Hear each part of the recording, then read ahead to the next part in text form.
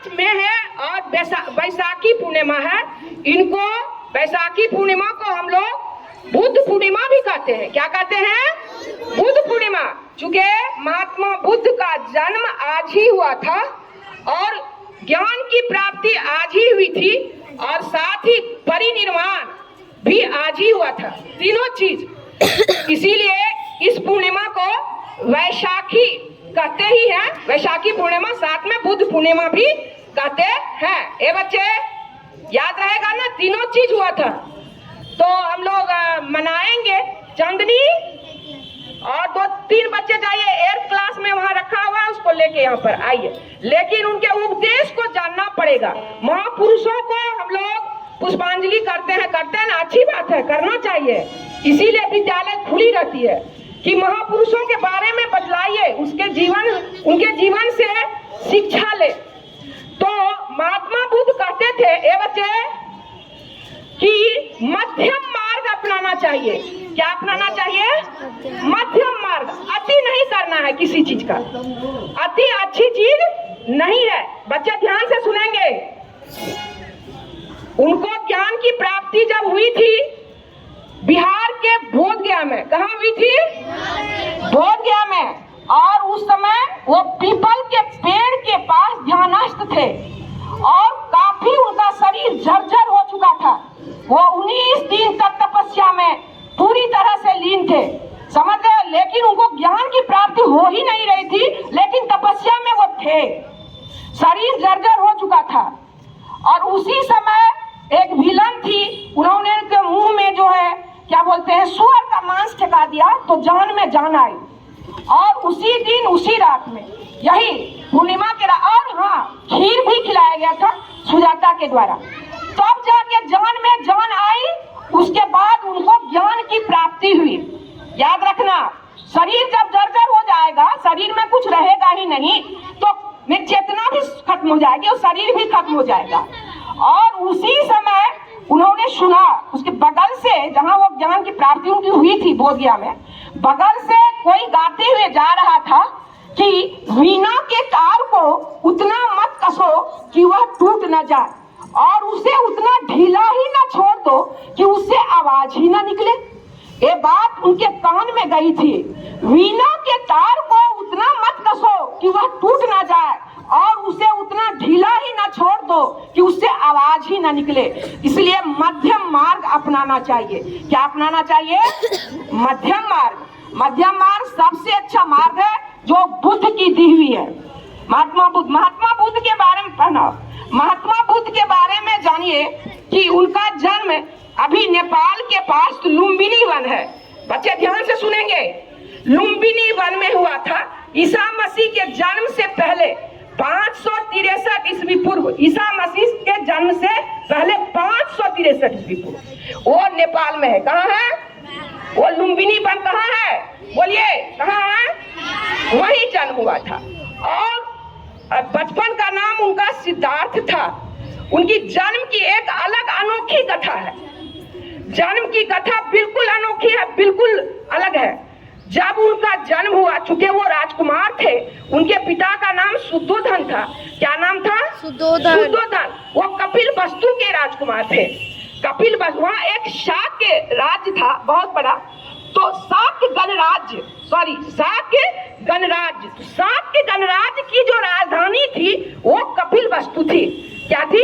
कपिल वस्तु। तो वहीं के ये राजकुमार थे, शुद्धोधन के पुत्र थे। जन्म के समय क्या हुआ इनके बारे में जानिए।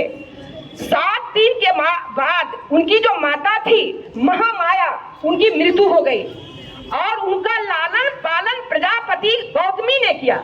चूंकि उनकी मौसी थी और उनकी भी शादी उनके पिता के साथ हुई थी।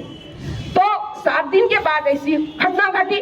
तो राजमहल में सबसे बड़ा राजकुमार को ही राजगद्दी मिलती है, याद रखिएगा। तो क्या हुआ कि राजमहल में राजकुमार ने पैदा लिया है। बड़े बड़े ज्योतिषी आए उनको देखने के लिए। सबने उनका कुंडली देखा, बहुत पैर देखा, हाथ देखा, सब कुछ देखा। तो उन्होंने कहा, बच्चे ध्यान से सुनेंगे, बहुत इंटरेस्टिंग कहानी है उनके बारे में। तो ज्योतिषी ने कहा कि ये जो बच्चे हैं बहुत अच्छा, ये दुनिया में इनका नाम होगा। इनका नाम किसमें होगा? दुनिया में होगा ही होगा। या तो ये राजा बनेंगे, बहुत बड़े राजा बनेंगे, नहीं तो ये सन्यासी बनेंगे। क्या बनेंगे? सन्यासी। तो कोई भी पिता ऐसा चाहेगा कि हमारा बेटा सन्यासी बने? नहीं। तो राजा ने सोचा कि ऐसा तो कोई उपाय बतलाइए, हमारा बेटा राजा बने। बोले हाँ, एक उपाय है। एक उपाय यही है कि इनको 4 चीज ना देखने दीजिएगा। तो बोले क्या क्या? बोले कि एक मृत्यु को नहीं देखने दीजिएगा, रोगी को नहीं देखने दीजिएगा, बूढ़ा को नहीं देखने दीजिएगा, और साथ ही सन्यासी को भी नहीं देखने दीजिएगा। अगर ये 4 चीज नहीं देखेंगे तो आपका बेटा राजा बन जाएगा, सन्यासी नहीं बनेगा। तो शुद्धोधन बहुत बड़े महाराज थे, तो राजा ने अपने राजमहल में सारी इंतजाम कर दिए सिद्धार्थ के लिए। बचपन का नाम क्या था उनका? सिद्धार्थ। टोटल इंतजाम हो गया। वो राजमहल में खेलते थे, रहते थे, सब घटना घटती थी, लेकिन राजमहल के अंदर, और उनके पास कोई दासी, बूढ़ा वहां पर नहीं जाना चाहिए, रोगी नहीं जाना चाहिए, वो उनको देखे ही नहीं। राजमहल में भी वो उन्होंने सभी व्यवस्था कर दिया था। उसके बाद क्या हुआ? 19-16 साल में उनकी शादी भी कर दी गई यशोधरा से। किन से? तो शादी के लिए ये गए नहीं बारात लेके, बल्कि वधू का वरण हुआ। क्या हुआ? वधू का वरण। वधू राजा ने ऐसा कर दिया कि बड़े बड़े राजे अपने राजकुमारी को वहां पर भेज दिया गया कि वहां पर जो राजकुमार पसंद करेंगे राजकुमारी को, उन्हीं के साथ शादी होगी। तो उन्होंने यशोधरा का वरण किया। राजकुमार ने किनका वरण किया? यशोधरा का। उसके बाद शादी हुई।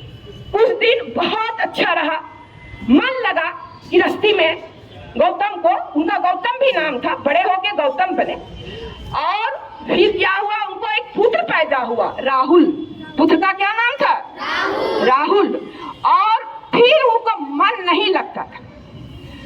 क्या हुआ? वो एक दिन बाहर निकल गए थे अपने छन्ना को लेकर के, वहां घुड़सवार था, उनको लेके बाहर जब निकले नहीं थे, बल्कि ऐसी इच्छा हुई लेके चले ही गए। और फिर वहां पर उन्होंने सब कुछ देख लिया, मृत्यु देख लिया, बूढ़ा देख लिया, उसके बाद रोगी देख लिया और सन्यासी देख लिया। और छन्ना से पूछा कि छन्ना, ये क्या है? बोले मृत्यु है। तो क्या वो हमारे साथ भी घटना घटेगी? बोले हाँ, वो आपके साथ भी घटेगी, चूंकि जिनका जन्म है उनका मृत्यु निश्चित है। उसके बाद बोले कि अच्छा, ये बूढ़ा, एक ऐसा चेहरा क्यों है? बोले कि बूढ़ा हो गया। तो क्या हम भी बूढ़ा होंगे? बोले बिल्कुल, शरीर क्षणभंगुर है, बूढ़ा होना ही होना है। और रोगी को देखा, ये क्यों करा रहा है? बोले बीमार है। क्या हम बीमार पड़ेंगे? हाँ, हो सकता है, शरीर है तो बीमारी लगेगी। तो उन्होंने एक सन्यासी को देखा, एकदम प्रसन्न मुद्रा में ध्यान में बैठे हुए, वो सबसे खुश था, सन्यासी सबसे खुश था। उन्होंने पूछा वो क्या है पेड़ के पास? बोले वो सन्यासी है। तो बोले ये तो बहुत खुश है। बोले ये आध्यात्मिक ऊर्जा से लबरेज है, इन्होंने भौतिक जो है सुख को त्याग दिया है और ये भगवान में लीन है, इसीलिए खुश है। तो सन्यासी को देख करके वो मंत्र मुग्ध हो गए और उनके मन में यही उस समय विचार आया कि हम सन्यासी बनेंगे। समझ रहे हो? उसके बाद वो कहाँ आ गए? महल आ गए। और धीरे धीरे मन में करते करते वो सन्यासी यहाँ महल में आ गए। एक दिन रात में 29 वर्ष की आयु में छोड़ करके छोटे बच्चों को, यशोधरा को, और निकल पड़े कहाँ? सन्यासी बनने के लिए। और बिहार में केसरिया के पास अपना तलवार से राशि या केस को काट के फेंक दिया, राशि बस उतार दिया। केसरिया बिहार, याद रखिएगा। उसके बाद फिर घूमते रहे, फिर गया गए। गया के पास जो है पीपल के पेड़ के नीचे उनको ज्ञान की प्राप्ति हुई, वही बोध गया बना। वही क्या बना? बोध गया बना। वही पीपल का पेड़ बोधि वृक्ष बना।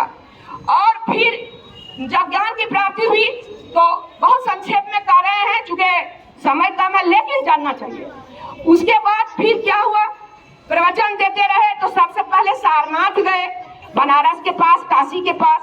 सारनाथ में उन्होंने प्रवचन दिया और पहला प्रवचन, और इस तरह से वो घूमते रहे। फिर वो घर गए, महल गए, जहाँ कपिलवस्तु गए और सभी सन्यासी बन गए। उनके जो भी परिवार थे बौद्ध भिक्षु बन गए, सभी बौद्ध भिक्षु बन गए। बहुत सारे इनके बौद्ध भिक्षु हुए। और फिर इनका महानिर्वाण भी हुआ कुशीनगर, उत्तर प्रदेश में। कहाँ हुआ? कुशीनगर उत्तर प्रदेश में। लेकिन इनके अनुयायी पूरे देश, पूरे विश्व में उस समय फैला हुआ था। अब तो कुछ कम हो गया, लेकिन जैसे श्रीलंका है, अभी भी है, नेपाल है, थाईलैंड है, कोरिया है, समझ रहे हैं ना, चीन है, यहाँ पूरा का पूरा, नेपाल में तो नहीं कर पाएंगे, यहाँ तो बहुत सारे हिंदू लोग हैं जो सनातनी हैं, लेकिन चीन सब और जापान है, ये टोटल क्या है, अभी बौद्धिज्म है, सभी बौद्ध धर्म को मानते हैं। तो दुनिया में तो नाम हो ही गया, दुनिया में नाम हो गया ना। तो चलिए इसी कथा कहानी के बाद हम लोग यहाँ पर पुष्पांजलि करेंगे, ठीक है, ताली।